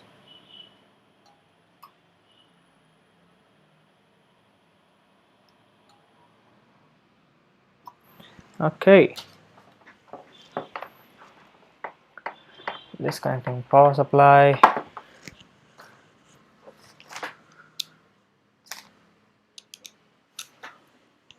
Pulling out the SSD as well, seeing if that helps.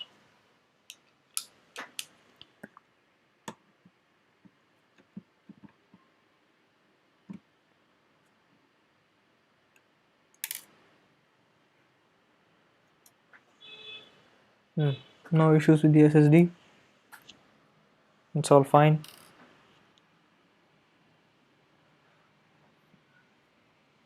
Threading down this again, putting it back in.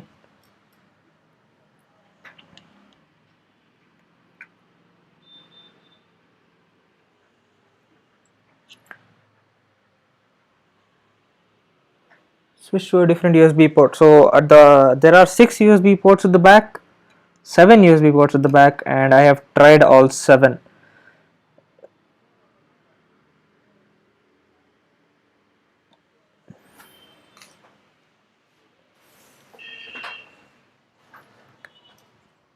And this is a PS2 connector, so there is only one single PS2 connector on the whole motherboard, so I can't really change this to a different PS2 connector because there is only one. But I have had more success with the keyboard lighting up with the PS2 keyboard than my USB keyboard. So I'm just going to have to try stuff out and just keep on browsing the forums and see what helps me.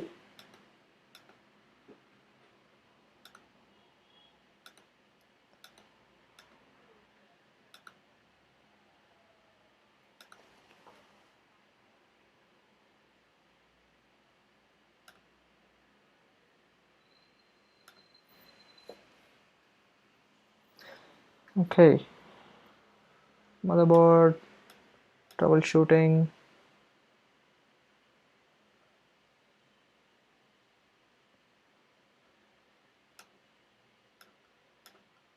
Can get BIOS after first. Hey, yeah, this is another question that is similar to mine.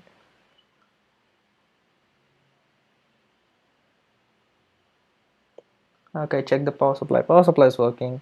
Check the CPU. How? Check the memory. I have changed the memory once. I'll change it again and see how that works. Check the monitor. Monitor is working. GPU is working. Minimal components. Yes, I am. Clear CMOS. Done it. QLED troubleshooting. I am trying to do that. It's not getting me a lot of help there. Yeah, I know, but oh yeah, I can remove the SSD, but I don't think it's really that near. But I have reseeded the SSD because there was the SSD boot icon, no boot drive icon as well. No idea how much that helps.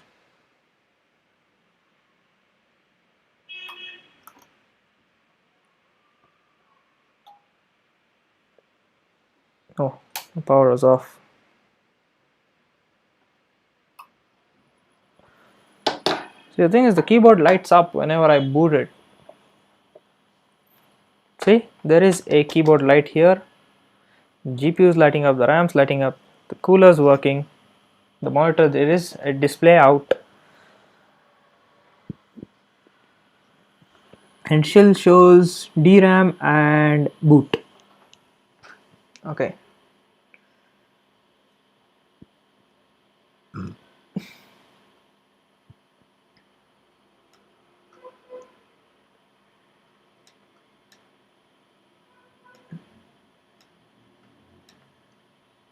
Let's see if I can update.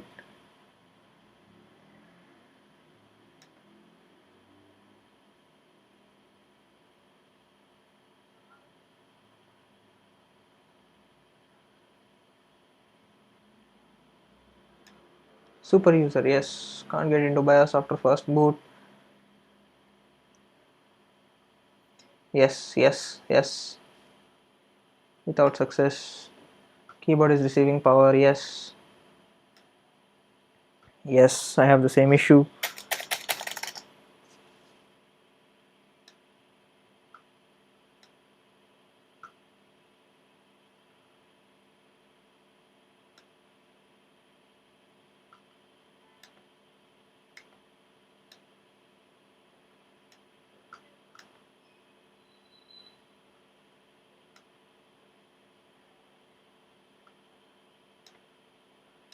Okay, okay.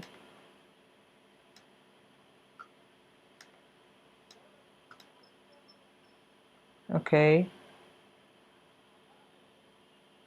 Okay, I'm going to see what I can do.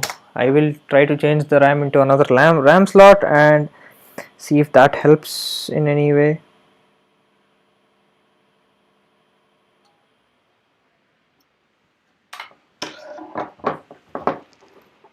And I also will remove the SSD as well.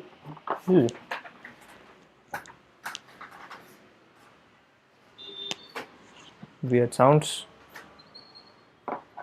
So I read on a few forum as well to remove the SSD. I don't think I should have a compatibility issue because this is just Gen 3 SSD and not a Gen 4.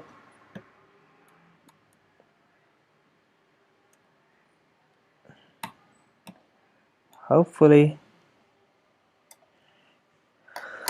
it's not that big a deal and I'm just worrying over nothing or something stupid that I haven't done yet.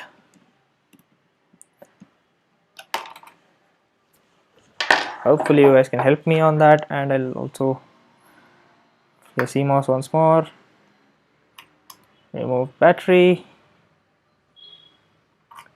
put it back in, change RAM slot to B2 and see if that helps.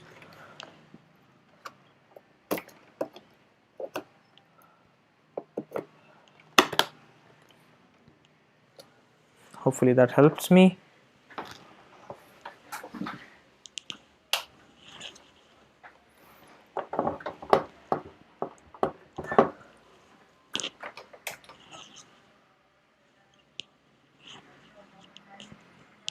Okay, that's on there.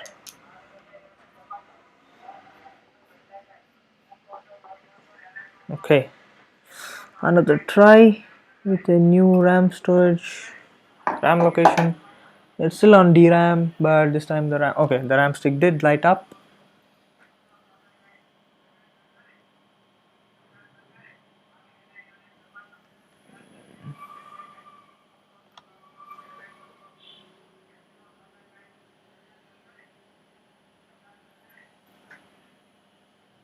No output this time. Is that because there's no SSD in, or am I missing something? Even the keyboard isn't powered.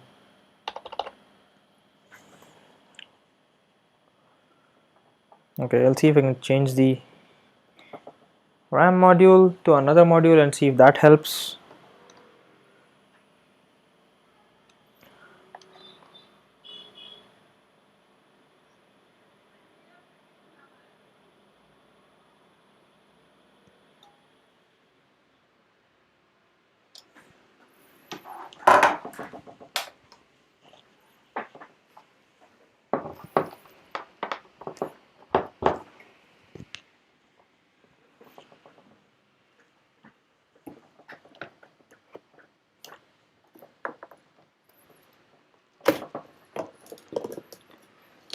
Stick of RAM can come out. The stick of RAM can go in. Hopefully this works.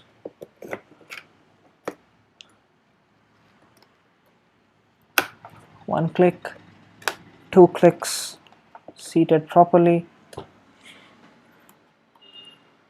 Disconnecting CMOS battery again.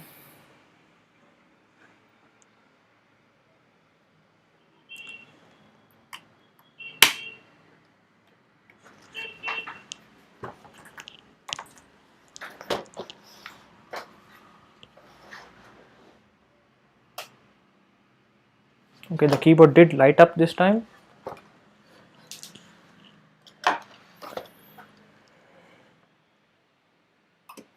Let's see if it was the RAM module.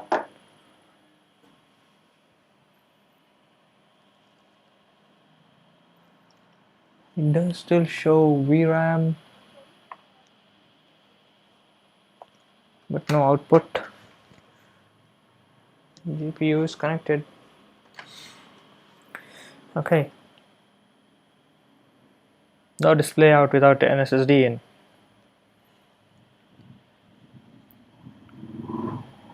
Confusing. A lot.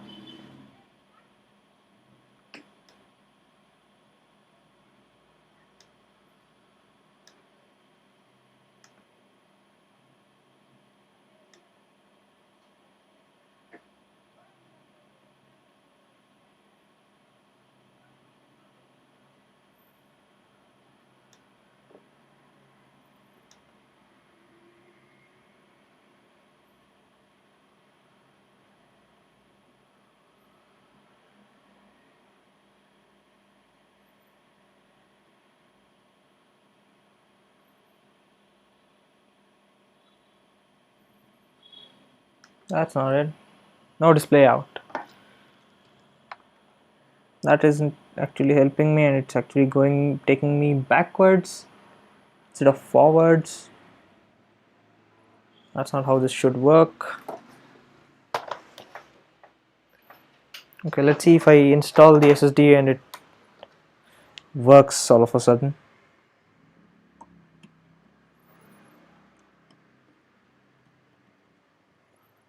Or either I have a faulty motherboard or CPU somewhere. I don't want that to be the case. That's why I'm trying so hard to debug stuff and hope stuff just works.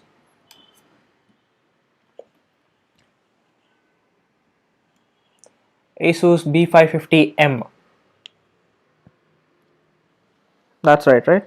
Yes, Asus B550M Plus.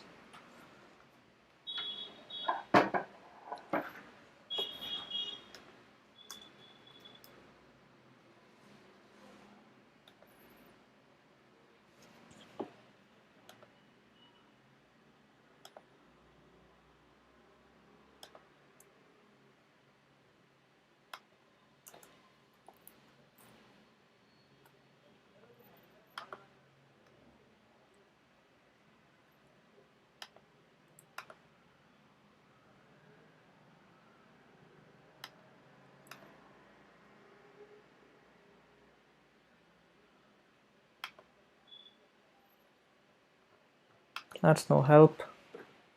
Okay, I didn't boot this up. Okay, power it back on. That's on.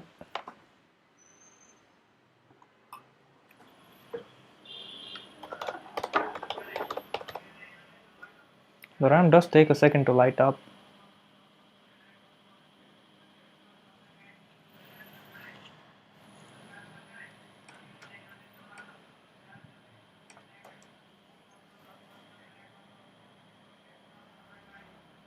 I've gone backwards. Now it's not even showing me the boot options.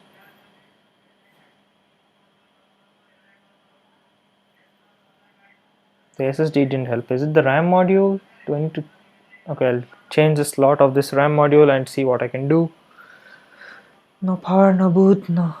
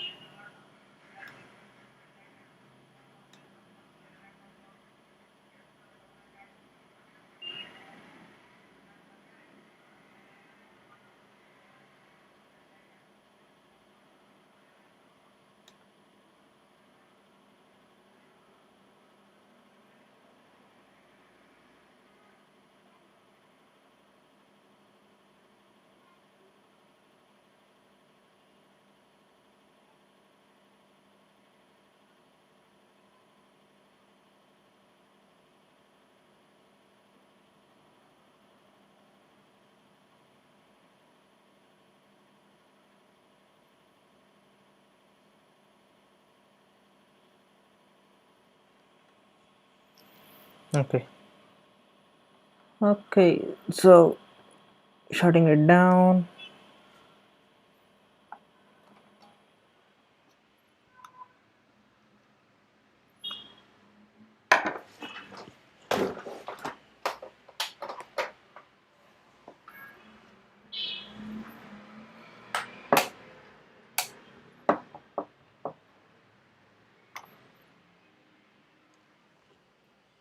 Turned off. Okay. So RAM, let's put it in the second slot and go through the 8 combinations that I can for the RAM modules and see if that helps in any way. The RAM is on the QVL list, so that should not be an issue here.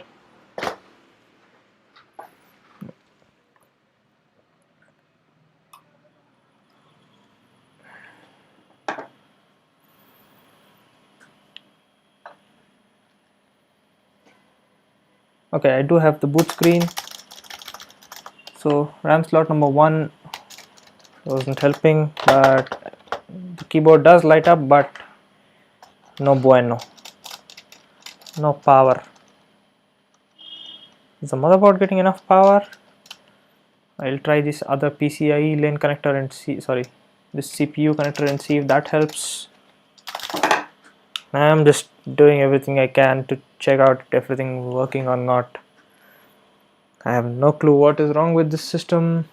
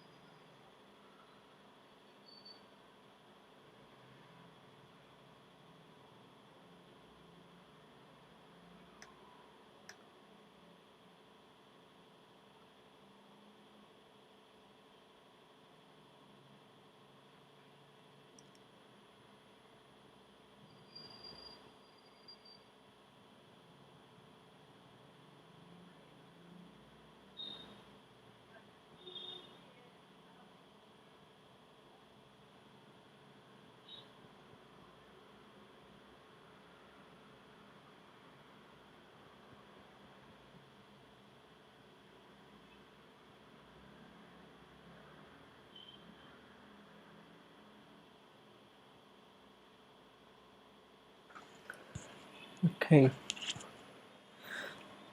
I'll try to change the connector of the power for the system to the daisy chained 8 pin and see if that helps. This is PCIe, not useful for me, but this 8 pin here has a daisy chain coming off of it, so I don't know if that will help or if it really is the power supply that's giving me an issue.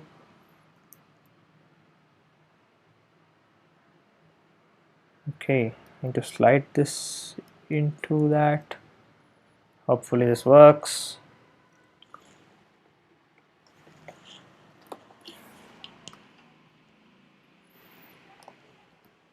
There is the GPU is the only one that can provide the power. Sorry, the GPU is the only single unit that can actually give me a display out. Without the GPU, I won't get any display info because there is no integrated graphics in this processor. The additional fans, there are only two fans connected to the system. Let's just hope this works. It was just a faulty connector, or the power supply is not giving me enough power for the whole system to run on.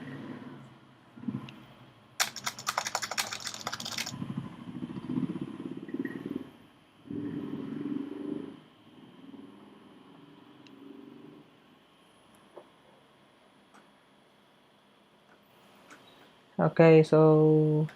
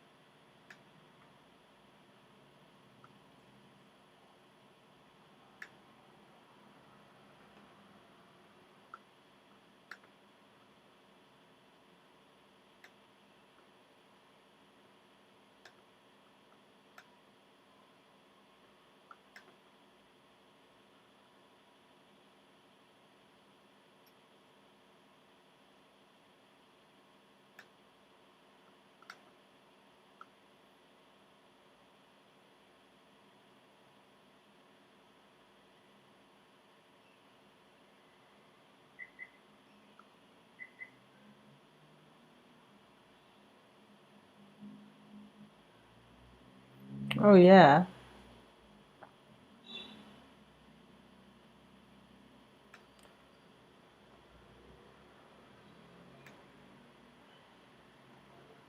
Okay, it is providing me an option to see if BIOS flashback will help.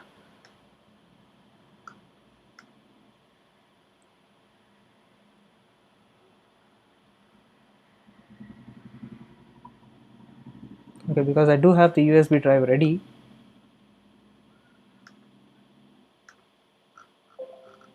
I just have to see how to do the BIOS flashing back and try that as well, because this is just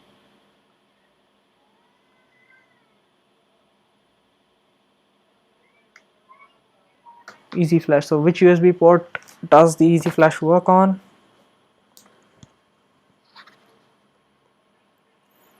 FAT32 or FAT16? Okay, what FAT version am I running on?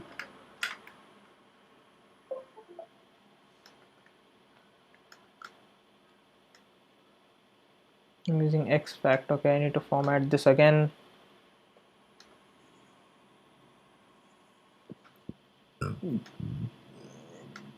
FAT32.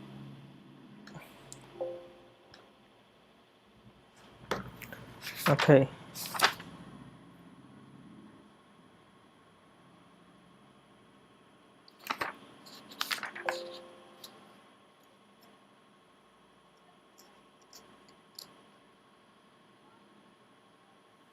BIOS flashback is the bottom USB. Okay, that helps a bit. I shall try the BIOS option.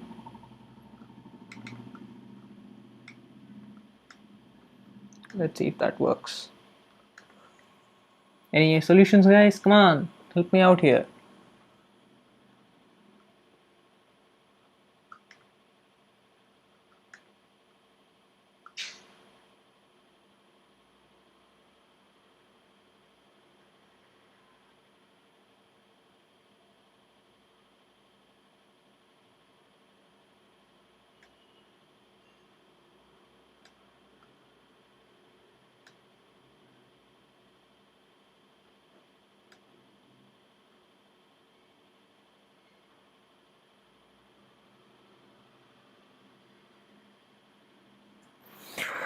Okay, how does the BIOS flashback work?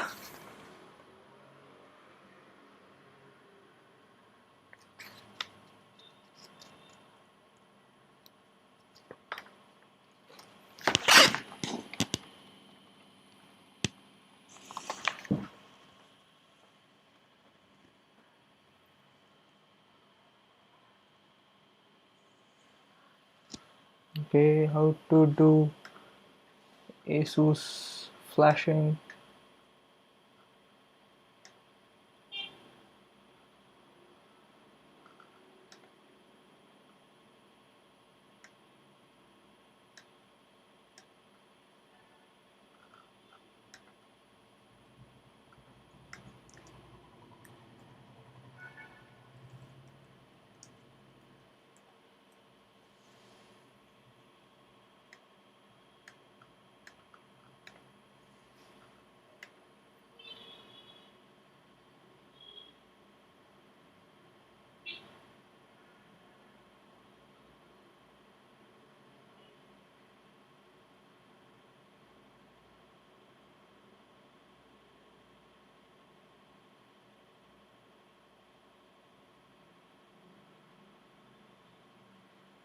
Okay, somebody said it's an M.2 SSD issue, so I'll probably try to move that SSD to the secondary slot and see how that works.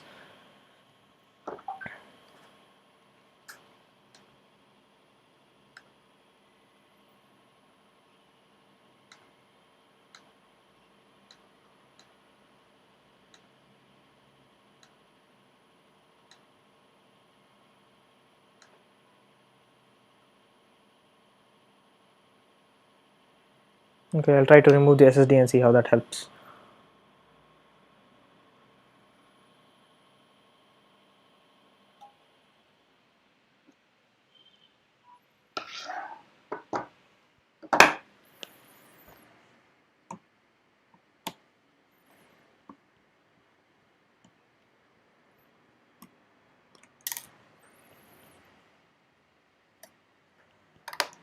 Ow.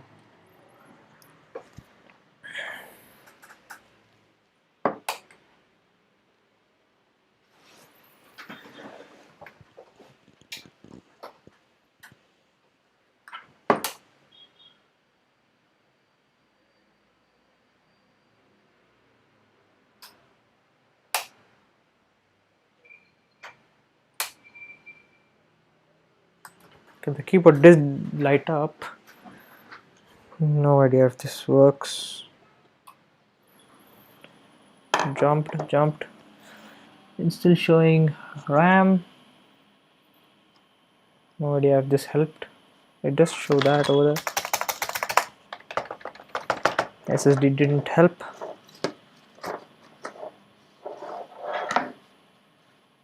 I'll see if I can just do the BIOS flashback, because that is looking like a more and more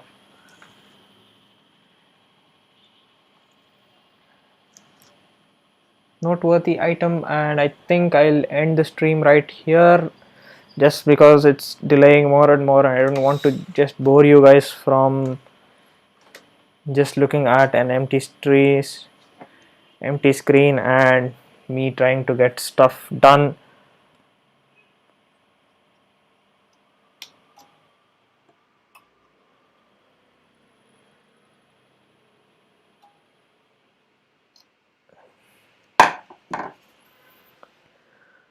Okay,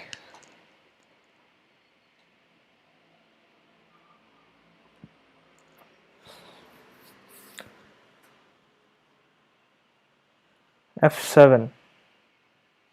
Okay, I might as well try that. But F7 easy mode is after you get into the boot screen, right? I don't think that's going to help me before boot. No, F7, delete, F12, F10, F2, escape. Nothing's working. I'll try the USB keyboard in the bottom top left slot. Delete, F12, F12, F10, F2. Nothing.